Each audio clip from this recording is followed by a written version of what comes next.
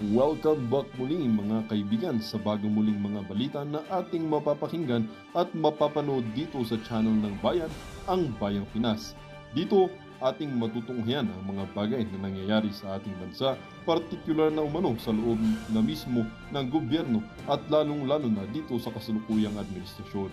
Ngunit bago ang lahat, kung bago ka pa lamang sa ating channel ay siguraduhin mong ikaw ay mag-subscribe, pindutin ang notification bell at syempre piliin na rin ang all upang lagi kang maging updated sa mga balitang bago, totoo at walang bias. Syempre mga kaibigan at kung mga ating mga solid viewers naman dyan ay maraming salamat naman po sa inyong walang sawang pagsuporta. At huwag din pong kalimutang magpakita ng suporta sa ating channel sa pamamagitan ng pag-like at pag-share sa ating mga videos. At syempre mga kaibigan, kung meron ka naman pong hinaing at opinyon, ang ating comment section ay bukas para sa inyong mga opinyon at mga hinaing at kung ano po ang nais nyong sabihin sa ating mga gobyerno upang mabasa na ito. Heto na nga mga kaibigan, atin nang panoorin at pakinggan ang balitang ito.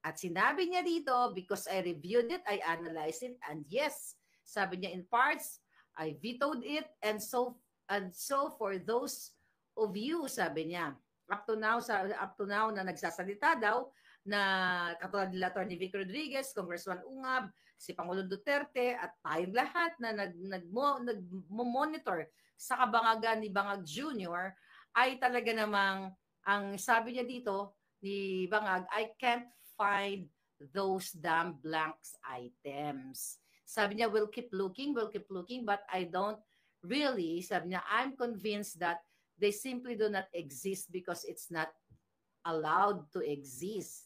Okay? So doon pa lang mga palangga, may sinabi pa ba siya? Doon, anong masasabi niyo? Ha? Bangag talaga, no? Bakit ka mo? Bakit bangag si Junior?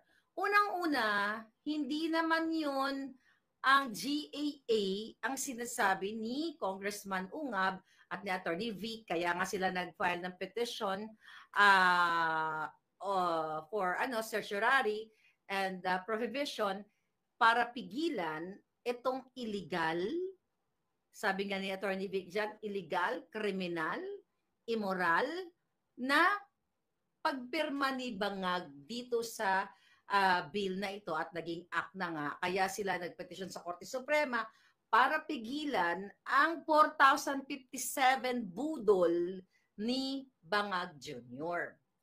Hindi totoong binasa niya ito. Paano niya mababasa kung ngumingiwi siya most of the time, sumisinghot ng pulburon during Christmas season? Ano pa ginagawa niya? Sumisinghot? Hindi niya nga kayang magsalita ng walang script. Okay. Ngayon, mga palangga, ang sinasabi ng mga hinayupak, kaya daw ginagawa ng nila Pangulong Duterte, tayo na mga Pilipino, whether galit ka kay Duterte o galit ka sa akin, as long as you are concerned for your life, for your future, mga kababayan, you have to speak up. Ngayon, kinompute natin.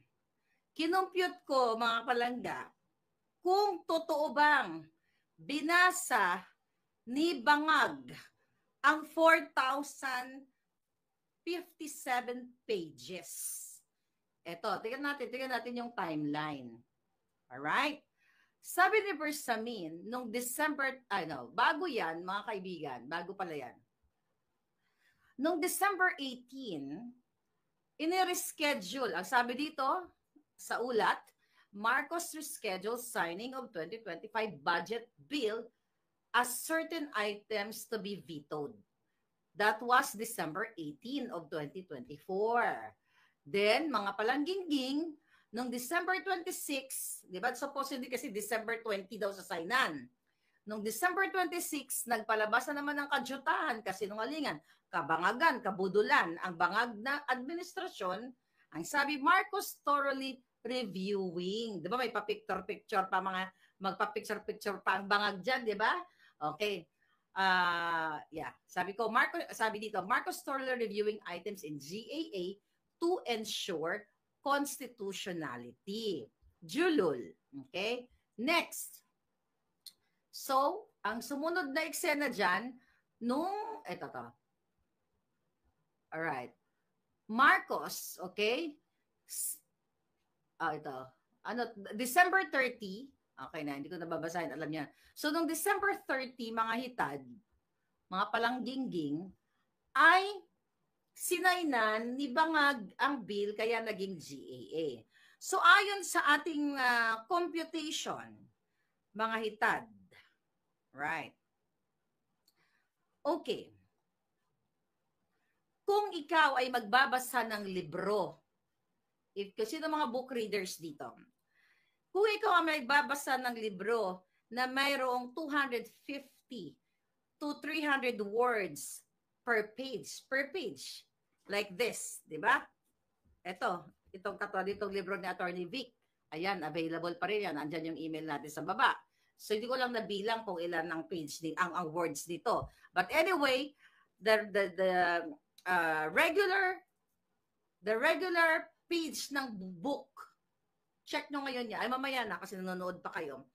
Kung merong 250 to 300 words per page, kung ikaw ay hindi naman mabilis magbasa, if you are a slow reader, ang mababasa mo lang is 150 words per minute. Okay. So, ibig sabihin mga palangga, pag average reader ka, okay? Pag fast reader ka naman, 300 to 400 words per minute. Ngayon, kung titignan mo, ang sinusundan kong formula, total reading time in minutes, okay? Number of pages times words per page divided by reading speed, okay? Words per minute. Based dito sa computation natin mga palangga, sa 4,050 pages, 50 lang ha, libro to, hindi yung GAA. Okay, mamaya kumpara natin. At 300 words per page, di ba? Sa makatuwid, mga kapangapalangga, gawin nyo to mamaya. Kung slow reader ka, slow lang. Okay? At I think ako sa average lang ako. Kasi minsan yan na nakakatulog ako pag nagbabasa ako. Kung 150 words per minute equals 8,100 minutes. So, ibig sabihin, matatapos mo yung book na yon ng 135 hours. Okay? 135 hours mga palangga pag slow reader ka. Sige, kunyari fast reader si Bangag. Pagbigyan na natin. Kahit ngumingawi ang buwaka ng ina, pagbigyan natin. Eto, huling-huli ka ng Bangag ka talaga. Kung fast reader si Bangag, 300 words per minute. Okay? So, total of 4,050 per minute. Ay, 4,050 minutes. So, total of 67.5 hours. Yun mga palangga. Doon niya matatapos. Imagine mo, ilan yung compute natin? Kung fast reader siya, 67.5 hours. Tingnan natin. Fast reader, hindi na siya natutulog. Nagbabasa na lang ang gago. Okay, tingnan natin. Tignan natin ang computation ni Madam. Ba't itong calculator natin? Okay. 67.5. Okay. Alright. Okay, tignan natin. So, hindi na siya matutulog yun, ha? 3 days na lang matatapos, walang tulugan. 2.8. We're talking wala tong tulugan. Sinong tao ang makakapagbasa kahit hinyo na hindi ka natutulog, basa ka lang ng basa. Nang gaana. But I'm talking book 2. Pag hindi ka matutulog, 67.5 hours mo siyang matatapos yung 4,050 pages with the minimum 300 words per page. So 2.8 Pwede niya talaga matapos, pero maniniwala ka ba na hindi na matutulog si Bangag? At basa siya ng basa. Di ba? Paano na lang? Di ba? That was Christmas season. Marami siyang party, marami siyang siningutan. Paano ka maniniwala, mga palangga? There's another example. Okay, ayon sa ating pagsasaliksik, di ba? Ang General Appropriation Act pala, mga palangga, ay naglalaman, okay, ang bawat page niya ay naglalaman ng 400 to 500 words per page. Kanina, yung binigay kong example sa inyo, ay yung libro. Ang GAA kasi ang daming mga kung ano-ano pa, di ba? Anyway, ipagpalagay natin, mga hitad, mga palangga, kung mayroong 4,057 pages, ang GAA na ipinagmalaki ng adik niyong presidenteng sinungaling, magnanakaw, kidnapper, smuggler, lahat demonyo, mafia, kartel, mga palangga. Okay, minimum 4,057 pages times 400 words. Okay? So yung kabuuang 4,057 pages, meaning may nilalamang 1,622,800 words. Pero kung 500, mamaya siguro after natin mag-vlog kayo, tulungan niyo ako. Bilangin natin kung ilang words. Andiyan naman yung sa website nila. Anyway, let's say for example, yung 4,057 pages na GAA times 500 words is equals to 2,028,500 words. Ngayon, compute natin. Kapag fast reader ka, katulad di Bangag, fast reader, gusto nyo nagbabasa, robot na. Gumagano ng puta. Sino nga na talagang hayop na buwaka ng Genemes? Okay. Fast reader, kunyari si Bangag. Sino yung paningot natin dito? Paningot ba tayo? Wala dito ah. Okay? Here we go. Kung fast reader siya, minimum 5,409 minutes niya matatapos ang which is equivalent to 90 hours. Fast reader na to ah. Okay, let's compute. 90 hours. Tangay na ka ha. Ginagawa mong tanga Pilipino. Ha? Bangag ka. 90 hours divided by 24. So 3.75 hours niya, 3.75 days niya matatapos. Okay? 3.75 or 90 hours. Yung 4,057 pages na ito, mga pala, fast reader na siya. Fast reader na si Bangag. 90 hours. So, sinabi nila, kaya ko binigay sa inyo yung timeline kanina, noong December 26, mga palangga. Okay? Noong December 26, sinabi ni Bersamin na pag-aaralan nila. Okay, nawala ang alindog ko.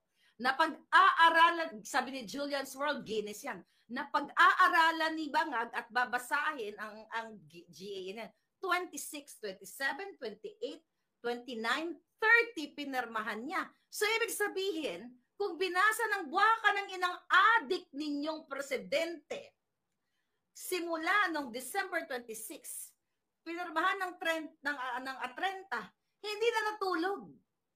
Wala na siyang tulugan. Ngayon, tignan nyo yung timeline. Hindi ko na-check kung ano ginawa niya. May post naman niya si Dilag dyan sa Presidential Communications. 26, 27, 28, 29. Nag-party ba siya? Sumingot ba siya? Tignan nyo sa page. Pero this is impossible. But we're talking about kung kaya niya magbasa ng 300 word per minute. Paano makakabasa ng 300 word per minute yan eh? Pag nagsalita nga, gumaganon. Gago. Next. Kung hindi naman siya, o average reader lang siya, ito mas malupit. Definitely, hindi nga siya average reader eh. Below average. Dahil mas maraming nguya, maraming yiwi. So, if average reader lang si Bangag, ito, maximum 10,142 minutes or equivalent to 169 hours. Let's compute that, mga palangga. Let's compute. 169 hours. Hindi to, wala siyang tulugan. Okay? Walang tulugan ang sinungaling na adik. Hinayupak, hindi pa pumantay ang pamong jutang ginemis ka. Okay. So, kung average reader lang siya, 7 days niya matatapos. How come? Na binasa ng Julul, simula ng 26, 27, 28, 29, 30, na 4 days, where in fact, kinumpute natin na kung yun lang ang kayang basahin ni Bangag, 7 days to non-stop. Non-stop ito. Hindi siya matutunan. 4 days nga lang eh. Di ba? 4 days lang from 26 to 30. So, ibig sabihin, sinungaling talaga tong gagod to. Kaya nakakagalit tong magnanakaw na to, kidnapper, snatcher, lahat ng mafia pulboronic. Okay. Nung kinumpute natin, mga palangga, kung sakasakali na si Marcos Jr. ay hindi naman nagbasa ng 7 days straight o 4 days straight, dahil natulog, kunyari, wala siya basa-basa. Kung si Marcos Jr. ay nagbasa ng 8 hours per day, okay? Kung siya ay fast reader, pwede niyang matapos yung GAA na to minimum to 12 days, maximum to 15 days. You do the math later. Okay? Ibig sabihin, yung tinuran ng Bangag yung presidente, ngayon lang dyan sa Pilipinas, na from December 26 to December 30, nung araw na sinaynan niya, ay isang malaking budol. Budol. Diba? Sino ang book reader? Sino mga readers dito? Anyway, maximum nga is 15 days. And if you are an average reader, pwede mo siyang matapos in 17 days, maximum 22 days. Okay? So, ibig sabihin, mga palangga, ang sinasabi ko dito, na pwede siyang pwede niyang matapos ng 7 days kung hindi na siya matutulog. Pero wala pa rin. 4 days na lang, sabi niya, binasa na yung 4,057 pages. Eh yung titignan mo, nung binanggit nila sa kanilang press con, from December 26, di ba? Tapos, babasahin pa ni Bangag, December 26, ganyan-ganyan. Pagdating ng December 30, permado pa. Walang henyo. Walang abogado, lalo yung mga abogado, mga nagbabasa. Attorney Vic Rodriguez, I believe, Attorney Pangulong Duterte, at Congressman Marcoleta, mga abogado yan. O sino pa mga abogado? Attorney Glenn Chong. Kayo, mga magbabasa kayo. Kaya nga, I surround myself with smart people kasi natututo ka you know? Kayo ang magsabi, kaya bang magbasa ninyo? Ordinary book or GAA na lang na walang tulugan at wala pong tao. Kahit kakano kagagaling na magbasa ka ng straight, kahit 8 hours, magre-rest ka. Iihi ka pa Kakain ka pa, mag-snack ka. Kung i-base natin yung computation na sinabi ko sa inyo kanina, 8 hours straight yun. So, hindi ka naiinom ng tubig kasi the moment na uminom ka ng tubig, umihi ka o nag-snack ka, minus yun sa computation. Sa makatuwid, itong si Bangag Jr. ay nagsisinungaling ang buwaka ng ina. Sabi ni, ito magandang comment, sabi ni Warley Alidon, BBM equals AI. Yes, unless na AI ka. Good point. Nakita ninyo kung paano kayo gaguhin, bodulin, magyabang pa na sinasabi na ang nagsasalita tungkol dito sa vice scam na ito ay gusto lamang i-destabilize ang gobyerno para just in case na I hope manalo ang apela nila Attorney Vic Rodriguez, 'di ba? Na mapigilan magbigay ng ano tawag dito? TRO, okay? Ay ang sinasabi ni Bangagdan, gustong isabotahe Ha? Gustong isabotahe what do you call it? Isabotahe, i-paralyze. Excuse me, burp ako. I-paralyze the whole government. Unang-una, sinungaling. Ang kinu-question at ang revelation, ang expose ng ating mga matitino, magigiting na abogado na kakampi ng bayan, Congressman Ungab, Pangulong Duterte, Attorney Vic Rodriguez, ay tungkol sa BICAM o bicameral report. At inamin ni Kimbo, di ba? Ang dami namang umamin na, dyan yung mga makakaliwang grupo na sinabi, yes, nakita nila talagang mayroong bakante, may blanco rather, at nakita nyo naman yun. You just go dyan sa YouTube, sa Facebook, di ba? Sa page si Atty. Vic, na talagang may bakante. So doon palang sinungaling na si Bangag. Double trouble ang nangyari sa kanya. Unang kahit anong yabang niya doon, for sure, pinagtatawanan siya ng mga abogado doon dahil ang binabanggit naman hindi GAA eh.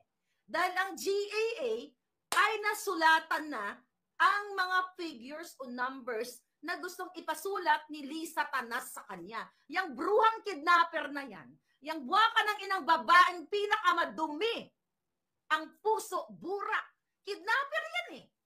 2 bata, pinakidnap sa Turkey. 2 sila ni Bangag, kasama si Teddy Boy Locsin Jr., kasama asawa, DFA. Lahat pinakidnap nila yung batang yan. Tao ba yan mga yan? Ibig sabihin, mga demon yan. May mga sungay. Okay, na hindi nyo lang nakikita.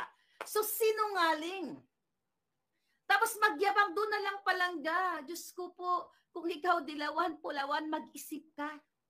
May utak ka pa ba na nagpapaniwala kay Bangag na binasa niya yung 4,057 pages? You just Google. I-Google nyo, i-AI ninyo, o kung ano pa man ang inyong mga ginagamit na mga high-tech dyan na application. Itanong ninyo kay Google, itanong nyo kay yung Dan Fernandez na julul na yan.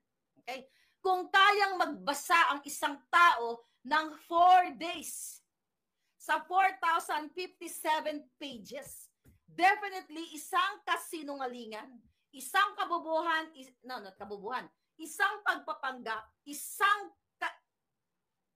kulang mga palangga, kulang ang mura ko.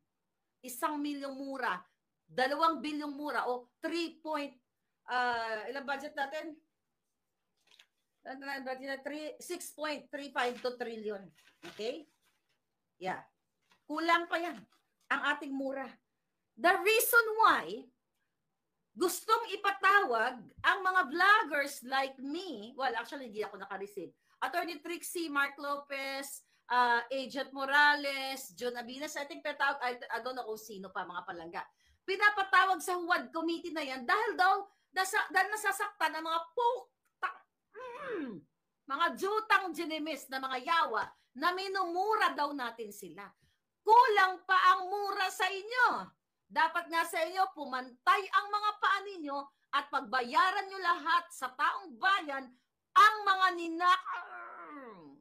may araw din kayong mga hayop kayo. Hindi kayo forever dyan. Ha? Walang hiya kayo. Hanggang ngayon, andyan si Colonel Grijaldo sa Station 6 pinakulong ninyo.